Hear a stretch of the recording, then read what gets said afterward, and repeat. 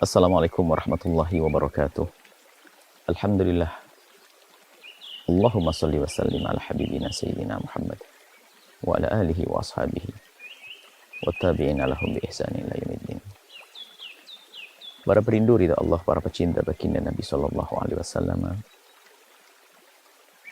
Ada sesuatu yang amat penting,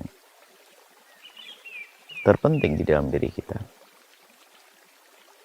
yaitu hati, yang ia adalah raja daripada anggota tubuh kita. Dialah yang memerintahkan mata kita, artinya yang menjadikan mata kita melihat apakah itu yang haram atau yang halal, diridhoi Allah atau tidak diridhoi Allah. Menjadikan tangan kita bergerak untuk yang diridhoi atau tidak diridhoi. Kuncinya dari sini. Kalau hatinya baik, hatinya benar, maka akan menjadikan pandangannya pun benar. Akan menjadikan pendengarannya pun benar, yang didengar benar. Gerak-geraknya pun adalah diridhoi oleh Allah Subhanahu wa taala. Maka dari itu alangkah pentingnya menjaga yang namanya hati. Ada pun cara menjaga hati, ya mintalah kepada pencipta hati, ya Allah, jagalah hati kami. Jauhkan dari kemunafikan. Kuatkan iman. Kan kita sering baca doa dalam surat Tsabbit qalbi ala dinik. Nabi mengajarkan tahir qalbi minan nifaq dan seterusnya. Kita perlu memohon kepada Allah agar dijaga hati kita. Yang Allah yang memiliki hati kita. Allah yang menguasai hati kita. Yang pertama, mohonlah kepada Allah. Yang kedua adalah agar hati terjaga. Menjadi hati yang baik. Jauh dari dendam, jauh dari kebencian, jauh dari riya. Iman tetap terjaga, jauh dari hubbud dunya. Yang kedua adalah membaca Al-Quran dan berzikir. Berbanyaklah membaca Al-Quran dan berzikir, memohon kepada Allah Subhanahu wa taala. Jangan meremehkan zikir. Ada orang yang mempelajari ilmu membersihkan hati, membaca kitab besar sekalipun, misalnya Ihya Ulumuddin, tapi tidak pernah ada zikir di dalamnya. Tidak pernah rindu berzikir kepada Allah. Maka ilmunya hanya di otak. Ilmu membersihkan hati, tapi hatinya tak bersih-bersih. Imam Ghazali rahimahullah ta'ala menyebutkan bahwasanya beliau adalah pakar. Jago dalam berpetualang dalam ilmu. Jago falsafat. Karangannya banyak. Semua disiplin ilmu beliau punya. Akan tapi nasihat beliau dalam Risalah Qudsiyah. Salah satu tulisan beliau menyebutkan bahwasanya untuk menjaga hati dan menguatkan iman, bukan dengan berdebat dan dialog, bukan dengan ilmu zahir itu, akan tapi memohon kepada Allah, berzikir kepada Allah, membaca Al-Quran dengan khusyuk. Maka itu yang akan menguatkan hati. Ini yang kedua, yang akan menjaga hati kita. Akan dipinggirkan oleh Allah yang namanya hasud, namanya dengki, namanya iri, dan seterusnya. Baru yang ketiga adalah dengan ilmu. Dengan ilmu. Sehingga ada seorang awam di rumah, di kampung-kampung, ilmu penting. Akan tapi ada orang, ibu-ibu di kampung, dia tidak ngerti ilmu. Cuman dia orang yang dekat kepada Allah. Belajar baca kitab Ihya Ulumuddin juga tidak. Baca kitab Minhajul Abidin juga tidak. Cuman dia adalah orang yang baik, dekat kepada Allah, ahli zikir, ahli ibadah. Ternyata oleh Allah sudah dibersihkan hatinya, nggak punya ilmu. Yang lain masih belajar ilmu sombong, dia sudah tidak sombong lagi. Orang yang lain belajar bagaimana hilangkan riya, dia sudah tidak riya lagi. Yang lain bagaimana belajar menjauhkan daripada hubbud dunia, dia sudah tidak hubbud dunia. Karena apa? Dia sudah dekat dengan zikir. Dia sudah dekat dengan firman-firman Allah Subhanahu wa taala. Akan tapi bagi kita, di samping kita berzikir, tentu namanya kita belajar. Tidak boleh ada seseorang mengatakan hatiku sudah bersih. Enggak. Kita harus selalu waspada lah. Agar kita selamat, kita harus tahu dong ilmunya. Apa yang menjadikan sebab orang riya, apa yang menjadikan sebab orang sombong, apa yang menjadikan sebab orang dengki, dan seterusnya. Ini perlu ilmu. Dan kita harus tahu bahayanya orang ngedengki, ya, yang menjadikan Allah sebab tidak mengampuni dosanya, Allah membencinya. Sebab riya menjadikan pahala dihapus oleh Allah Subhanahu wa taala. Ujub pun demikian. Setelah dia mengetahui ilmunya, dibarengi dengan iman yang sudah ada dalam dirinya, maka mulai perlahan dia bisa meredam hatinya. Tapi kalau nggak punya ilmu,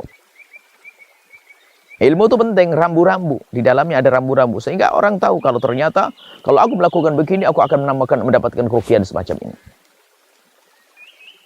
Jika seseorang tidak tahu bahwasanya di hutan itu ada binatang buas, maka dia masuknya biasa saja. Tapi setelah dikasih tahu, dia akan waspada. Maka kalau orang sudah punya ilmu, kemudian dia punya iman tadi, maka dia waspada, selalu hati-hati. Jadi dengan ilmu itu penting, mempelajari ilmu untuk membersihkan hati dengan ilmu. Puji syukur kepada Allah yang telah mengirim Al-Imam Al-Ghazali untuk kita. Beliau menulis dalam kitab Ihya Ulumuddin bagian belakangnya, itu adalah beliau sebutkan tentang bagaimana menjaga hati agar tidak hancur. Dalam muqaddimahnya pun Imam Ghazali menyebut tentang bagaimana niat yang benar urusan hati. Kemudian ada highlight lagi, tidak cukup orang itu membaca Al-Quran saja kemudian punya ilmunya.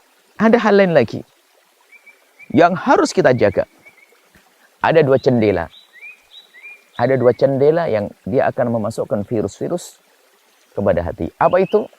Mata kita dan telinga kita. Maka selanjutnya yang keempat agar hati kita terjaga, jaga pandanganmu. Jangan memandang sesuatu yang diharamkan oleh Allah. Sebab pandangan yang haram itu akan membekas di hati. Akan menjadi satu goresan di hati. Ada menjadi titik noda hitam di dalam hati. Yang itu akan semakin besar, semakin besar, semakin besar, menjadikan hati gelap keras. Rusaklah hati. Ini yang harus kita jaga. Telinga. Mendengar apa kita.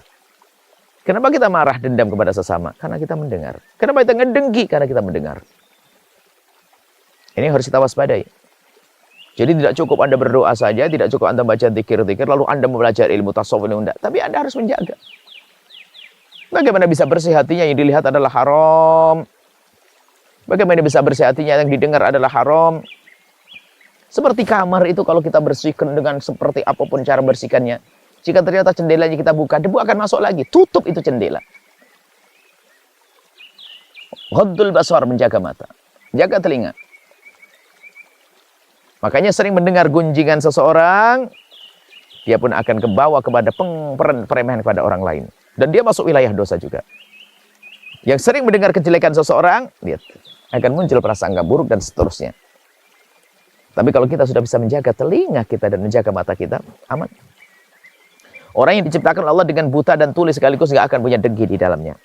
Oh, orang yang diciptakan Allah dalam keadaan tidak bisa melihat dan tidak bisa mendengar, tidak akan dendam ada di dalam hatinya. Dia tidak akan mengerti itu semuanya. Tetapi kenapa muncul dendam? Karena kita mendengar, kita melihat. Maka jaga mata. Tontonan-tontonan yang haram merusak hati. Termasuk mohon maaf. Misalnya orang yang sering nonton hal-hal yang kotor. Ada orang melihat orang lain melakukan kejahatan, dia akan meniru kejahatan tersebut. Ada orang melakukan kemaksiatan, hawa nafsunya mengajak untuk bermaksiat. Apalagi ada syahwat di dalam hati kita. Orang lihat misalnya gambar-gambar yang kotor. Dilihat oleh mata seolah-olah sebentar. Ternyata barang yang dilihat sudah tidak ada, matanya pun sudah tidak melihat, akan membekas di hatinya. Allah akan muncul keinginan-keinginan busuk. Maksiat-maksiat. Dan seterusnya, dan seterusnya. Baik. Kuncinya apa tadi? Yang terakhir adalah jaga mata dan jaga telinga. Kalau sudah kita bisa menjaga mata dan telinga, akan terjagalah hati. Hati kita akan bersih. Dan di saat hati bersih itu apa ya? Di saat hati bersih mudah menerima petuah. Mudah menerima nasihat. Mudah menerima kebaikan. Nur dari Allah. Tapi kalau hati kotor, hati busuk, tidak akan bisa mendengar nasihat. Tidak akan bisa paham nasihat. Hati keras.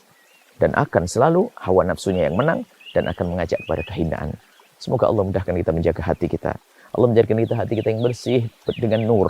Bersih dari dosa. Bersih dari dengki, dendam, dan segala macam penyakit hati. Dan hanya Allah lah yang maha kuasa untuk membersihkan itu semuanya.